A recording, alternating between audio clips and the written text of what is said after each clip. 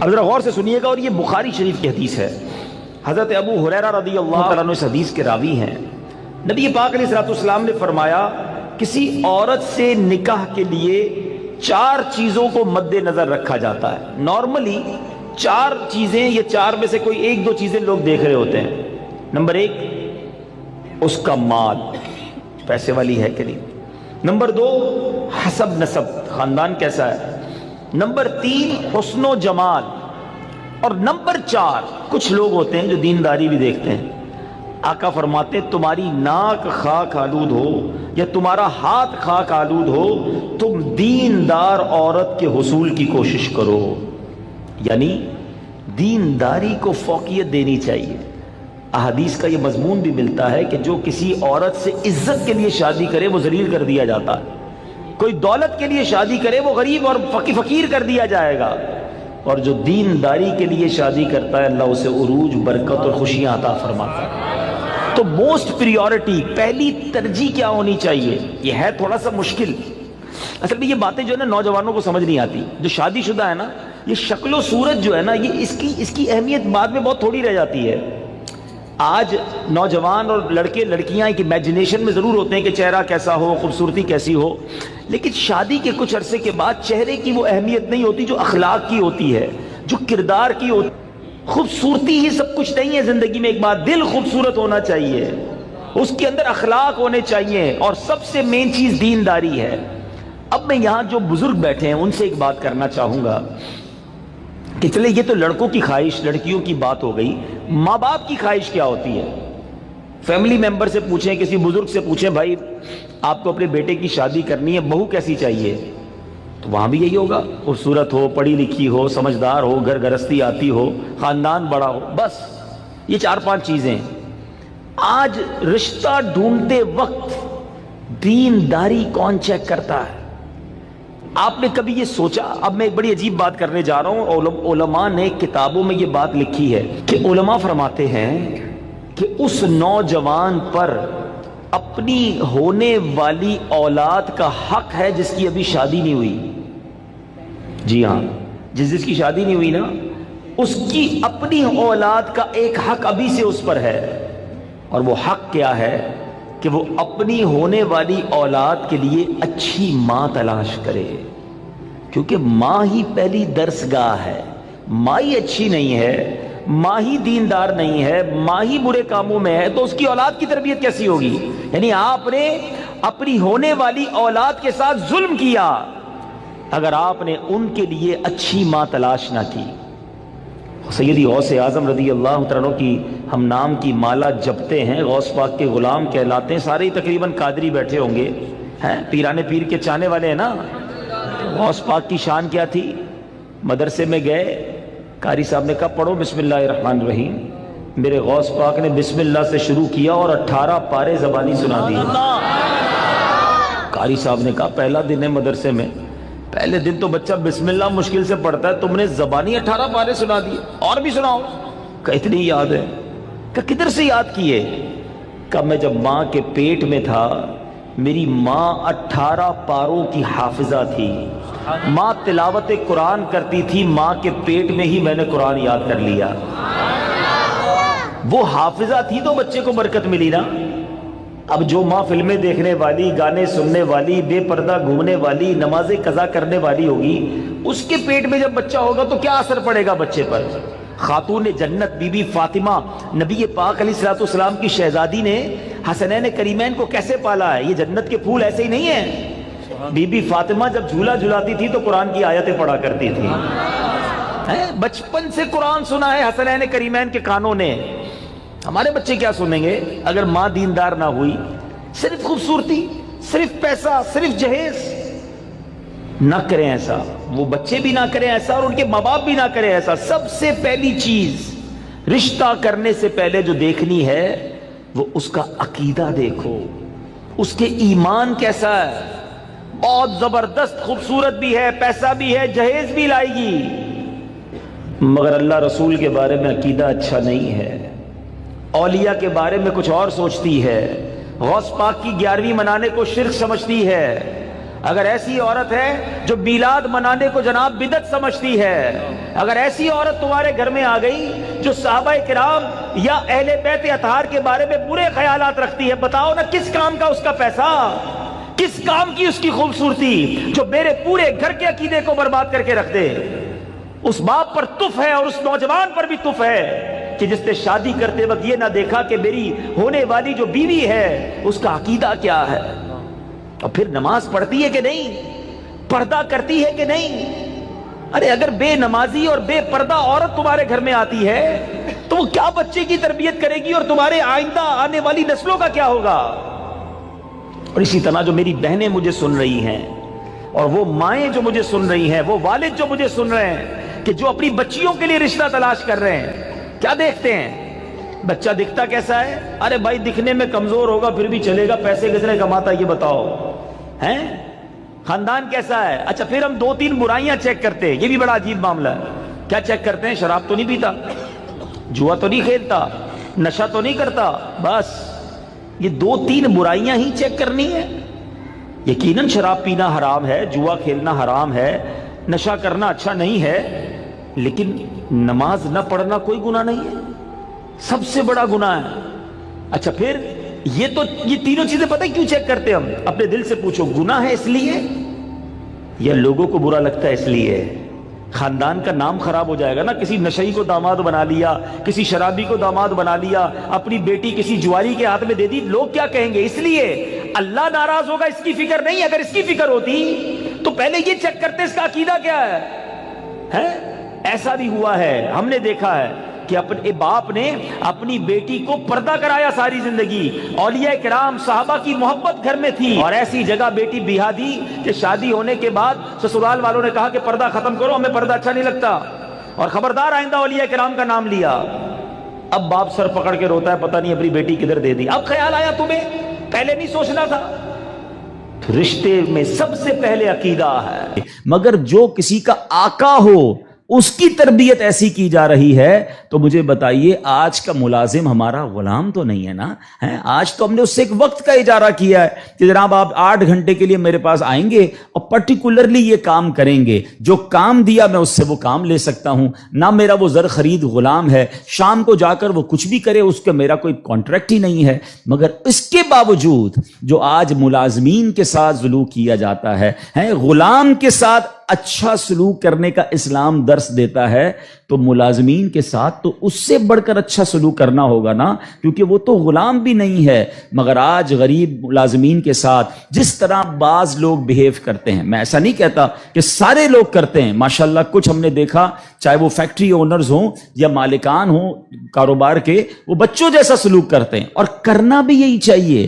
وہ غریب ہے تو اس کا مطلب یہ نہیں کہ اس کے پاس دل نہیں ہے، اور اسلام ہمیں حقوق بیان کرتا ہے اور ہمارے صحابہ نے اس کو کس طرح امپلیمنٹ کیا۔ اب یہ ایک بات ذہن میں رکھنی ہے، نبی پاک کی ایک حدیث یاد رکھیے گا، میرے آقا علیہ الصلوۃ والسلام فرماتے ہیں من آذا مسلمن فقط آذانی ومن آذانی فقط آذ اللہ، جس نے کسی مسلمان کو تکلیف دی۔ اب اس میں کہیں بھی ایسا نہیں ہے کہ اپنے برابر کے مسلمان کو تکلیف نہیں دینی ہے۔ میں چیمبر آف کامرس کا ممبر ہوں تو کسی چیمبر آف کامرس کے ممبر کو تکلیف نہیں دینی، میں فیکٹری مالک ہوں تو کسی فیکٹری مالک کو تکلیف نہیں دینی، میں ایک ایلیٹ کلاس یا اچھی کلاس کا رہنے والا ہوں تو اپنی طرح کے لوگوں کو تکلیف نہیں دینی۔ یہ مطلقاً حدیث ہے، من آذا مسلمن، ٹھیلے والے کو بھی تکلیف نہیں دینی جو مسلمان ہے، جو جناب میرا ملازم ہے اسے بھی تکلیف نہیں دینی، جو میری فیکٹری کا دروازہ کھولتا ہے مجھے اسے بھی تکلیف نہیں دینی۔ بلکہ میں آپ کو سچ بات بتاؤں،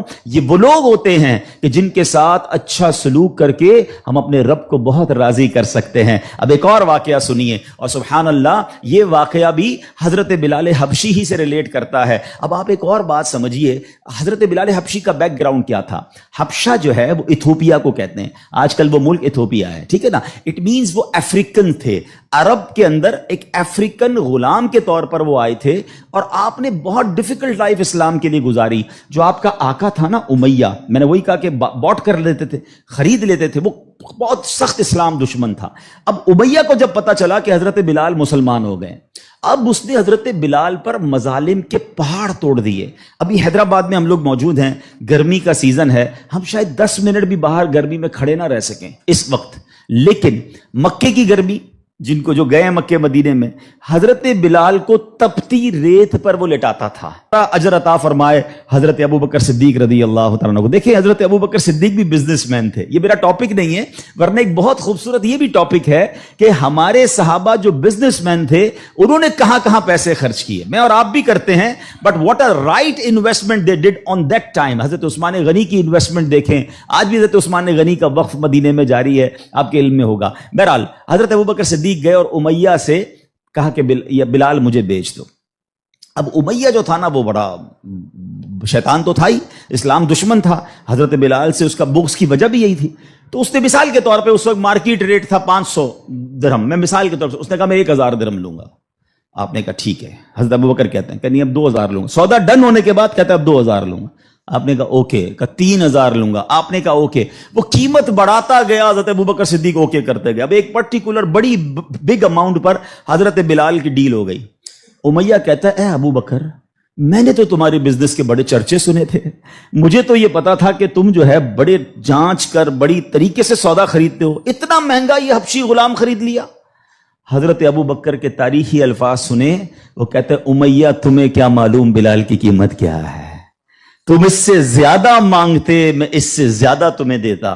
اللہ اکبر. رقم دی حضرت بلال کو لے کر نبی پاک کے پاس. اب ذرا سنیے گا, جب نبی پاک نے حضرت بلال کو دیکھا نا, کہا حضرت ابو بکر کہتے ہیں یا رسول اللہ بلال حاضر ہے, بلال کو آزاد کروا کے لایا ہوں. نبی پاک فرماتے ہیں اے ابو بکر, بلال کو خریدنے میں جتنے پیسے خرچ کیے تھوڑے پیسے میرے بھی اس میں شامل کر لو. اتنا پیار. اور حضرت بلال کے اس بیوٹیفل ڈیل میں حضرت ابو بکر نے کہا حضور میرا سب کچھ آپ ہی کا تو ہے, اگر میں نے کچھ خرچ کیا تو حضور یہ سب آپ کا ہے. اب حضرت بلال کا یہ بیک گراؤنڈ تھا, یاد رکھیے گا. اب مکے میں بڑے بڑے سردار بھی مسلمان ہوئے. آپ سب کو یاد ہونا چاہیے اسلامی تاریخ کا ایک ٹرننگ پوائنٹ تھا, اور وہ ٹرننگ پوائنٹ تھا فتح مکہ. ٹھیک ہے نا, فتح مکہ سے پہلے 10,000 لوگ مسلمان ہوئے. میں تھوڑا سا 1-2 منٹ میں تھوڑا سمرائز کر دوں تاکہ آپ میرے ساتھ اور انوالو بھی ہو جائیں, اور یہ تاریخ پتہ ہونی چاہیے. فتح مکہ ہوتی ہے 10 ہجری میں.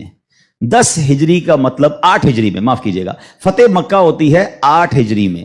8 ہجری کا مطلب ہے کہ نبی پاک علیہ الصلوۃ والسلام نے جو 40 سال کی عمر میں اسٹرگل آف اسلام شروع کی, اس کے 13 سال مکے میں گزارے, 8 سال مدینے میں گزارے. 13 اور 8 کتنے ہو گئے؟ 21 سال. 21 ایئرز میں 10,000 مسلمان ہوئے تھے. سمجھ رہے بات کو؟ اور اب کانکر ہوتا ہے مکہ. جب مکہ فتح ہوا اور تمام مظالم کرنے والے لوگ موجود تھے, سرداران مکہ موجود تھے, اور ان کو پتا تھا آج ہمارے تکہ بوٹی کر دیے جائیں گے, آج ہمارے سر قلم کر دیے جائیں گے, کیونکہ ہم نے تو اتنا ستایا ان کو, مکہ چھوڑ کے مدینے جانا پڑا. مگر اینڈ آف دا ڈے جو نبی پاک کا شاندار فیصلہ تھا کہ آپ نے سب کو معافی کا اعلان فرما دیا, یہاں تک کہ صحابہ کرام کی جن پراپرٹیز پر مکے کے کفار نے قبضہ کر لیا تھا, میرے آقا نے کہا وہ پراپرٹیاں بھی تمہیں ہم واپس نہیں لیں گے, وہ بھی تمہاری ہو گئیں. اس معافی کا فائدہ کیا ہوا یہ سمجھنا بہت ضروری ہے کہ 10,000 مسلمان ہیں 21 سالہ کوشش میں, اور سن 10 ہجری میں آفٹر 2 ایئرز جب میرے آقا فتح مکہ کے بعد حج فرماتے ہیں, جس کو ہم حجۃ الوداع کہتے ہیں, اور خطبہ حج کے موقع پر میدان عرفات میں 1,24,000 صحابہ کرام ہوتے ہیں. معافی کا فائدہ دیکھ رہے ہیں؟ ہم کہتے ہیں بدلہ لوں گا, دشمنی چلے گی, نسل در نسل چلے گی, مٹا کے رکھ دوں گا, چھوڑوں گا نہیں. لڑائی کر کے دیکھ لو یا معاف کر کے دیکھ لو. ایک معافی نے اسلام کو کہاں پہنچایا؟ 10,021 سالوں میں, اور معافی کے بعد ودن 2 ایئرز 1,24,000 صحابہ کہاں موجود ہیں؟ عرفات کے میدان میں موجود ہیں. اینڈ فرام دیٹ ڈے, ایک اور بات, ہسٹری پڑھیے اسلام کی, فتح مکہ کے بعد اسلام نے جو ٹیک آف کیا ہے, آج تک اسلام پیچھے نہیں گیا. 200 کروڑ مسلمان ہیں آج دنیا میں. یہ فیضان ہے فتح مکہ کے اس اعلان کا, لا تثریب علیکم اليوم, آج تم سب آزاد ہو, تم سے کوئی سوال نہیں ہوگا. اور اس کے بعد سے اسلام کو جو عروج ملا. لیکن بھائی تربیت کا ٹائم تھا نا, جب یہ فتح مکہ ہو گیا نا, تو پیارے آقا علیہ الصلوۃ والسلام نے اب مکے کی چابی, کعبے کی چابی ملی, اور اب کعبے کی چھت پہ اذان دینی تھی. یعنی ایک طرح سے یہ ایک وکٹری کا اعلان تھا. تو نبی پاک نے کس کو کہا؟ حضرت بلال کو کہا کہ ایک بلال جاؤ اور کعبے کی چھت پہ اذان دو. اب جو سرداران مکہ تھے نا وہ کہتے ہیں یار ہم اتنے بڑے بڑے سردار, اتنی بڑی فیملی سے تعلق رکھنے والے ہیں, اتنا پیسہ ہمارے پاس, اتنے بڑے قبیلے کے سربراہ, اور آج اتنے عظیم موقع پر جو فتح مکہ کے بعد اذان دینے کا موقع, وہ بھی کعبے کی چھت پر, وہ کس کو دیا جا رہا ہے؟ ایک حبشی غلام کو.